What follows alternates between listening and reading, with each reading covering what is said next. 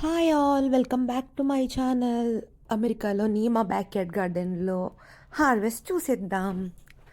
నేను ఎప్పుడు harvest start చేసిన ఫస్ట్ బెండకాయలతోనే స్టార్ట్ చేస్తాను. ఎందుకంటే మాకు ఇక్కడ సన్సెట్ అయ్యేసరికి 8:30 నుంచి 9 మధ్యలో అయితే అవుతుంది. సో నేను 8:15, 8:20 అలా బయటకు వస్తాను హార్వెస్ట్ చేసుకోవడానికి.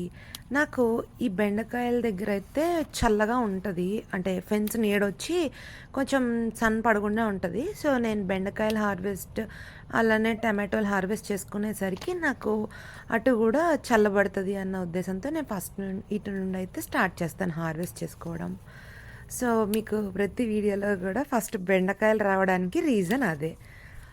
సో ఇప్పుడు ఇంకా మనం ఈ హార్వెస్ట్ అయితే చూసి ఎంజాయ్ చేసేద్దాం. ఈరోజు బెండకాయలు బాగా వస్తున్నాయి, లైక్ డైలీ అయితే నాకు హార్వెస్ట్ చేసుకుంటున్నాను. ఈ వీడియోలో అయితే చూసి ఎంజాయ్ చేసేయండి.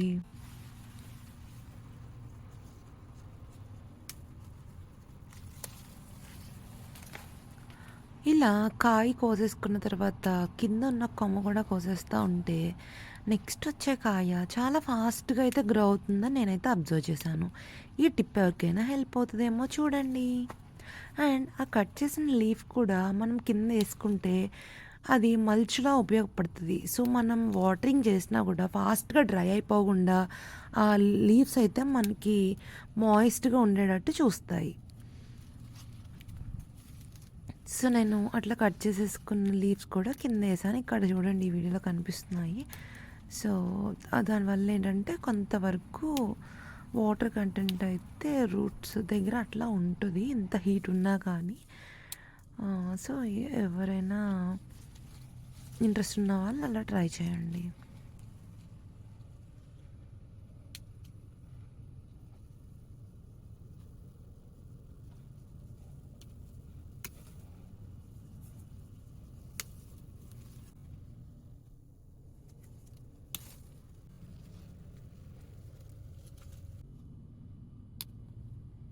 ఇంకా మొత్తం ఎత్తుక్కొని అయితే కోస్తున్నాను. బెండకాయల హార్వెస్ట్ అయితే అయిపోయింది. ఇప్పుడైతే టమాటోలు హార్వెస్ట్ చేస్తున్నాను. ఎక్కువ అయితే ఏం లేవు, జస్ట్ 2 or 3 ఉన్నా కానీ మనం హార్వెస్ట్ చేసుకుంటూ ఉంటే ఎలా ఏవి కూడా వచ్చి కొట్టేయకుండా ఉంటాయి అన్నమాట. వన్స్ కొట్టాయి అంటే ఇంకా అలవాటు పడిపోతాయి. సో ఇక్కడ ఇవి తెల్ల వంకాయలు. ఇది నేను ఇండియన్ స్టోర్ నుంచి తెచ్చుకున్న వంకాయ. ఒకటి లోపల సీడ్స్ అన్నీ నల్లగా అయిపోయాయి. సరే అని చెప్పి అది కట్ చేసి మొత్తం వాటర్లో అయితే ఒక 2 days అలా సోక్ చేసి ఉంచాను. తర్వాత దానిలో సీడ్స్ అన్నీ సపరేట్ చేసుకొని డ్రై చేసుకున్నాను. ఆ వచ్చిన సీడ్స్తోనే నేను అసలు అలా ట్రై చేశాను. నాకైతే వంకాయ ముక్కలు బాగానే వచ్చాయి, కాకపోతే కొన్ని అయితే పడిపోయాయి అప్పుడు ఇనీషియల్గా వచ్చినప్పుడు. ఆ మిగిలిన మొక్కలు అయితే వేసుకున్నాను. ఆ వేసుకున్నవి ఇప్పుడు ఈ వంకాయలు 2 కాయలు అయితే వచ్చాయి. అండ్ ఇవైతే దోసకాయలు. ఇందాక కోసింది ఒక వెరైటీ, ఇది ఒక వెరైటీ అనమాట. ఇది నాటుకాయ టైపు. సో అన్ని వెరైటీస్ వస్తున్నాయి. ఇది ఒక వెరైటీ. మొత్తం ఈరోజైతే 3 వెరైటీస్ దోసకాయలు. అండ్ ఇది కీరా దోసకాయ. హార్వెస్ట్ అయితే బాగానే వచ్చింది. అండ్ కాకపోతే కొన్ని కీరా దోసకాయలు ఎందుకో నాకు అలా ప్రాపర్గా రావట్లేదు, అర్థం అవ్వట్లేదు. బట్ చూసాను కానీ నాకు ఎగ్జాక్ట్ రీజన్ అయితే ఏమీ తెలియలేదు. ఎవరికైనా తెలిస్తే కనుక కమెంట్ చేయడం మర్చిపోకండి. అండ్ ఇది కూడా కీరా దోసకాయనే. ఇంకా చిన్నవి కూడా కట్ చేసేస్తున్నాను. అంత బాగా గ్రో అవ్వట్లేదు అవి. చూడండి, అలా కింద అంతా కూడా గ్రో అవ్వకుండా హాఫ్ వరకు గ్రో అవుతుంది, మిగిలిన హాఫ్ గ్రో అవ్వట్లేదు. అండ్ ఇంక ఇప్పుడు వచ్చి కాకరకాయలు హార్వెస్ట్ కూడా చేసేసుకుందాము. ఇది కూడా నేను కాకరకాయలు మనం ఇండియన్ స్టోర్ నుంచి తీసుకొచ్చుకున్న కాకరకాయలు కొన్ని సీడ్స్ మెచ్యూర్ అయిన ఉంటాయి కదా, అవి నేను తీసుకుని సైడ్కి పెట్టుకుని వాటిని అంతా పెట్టుకున్నాను.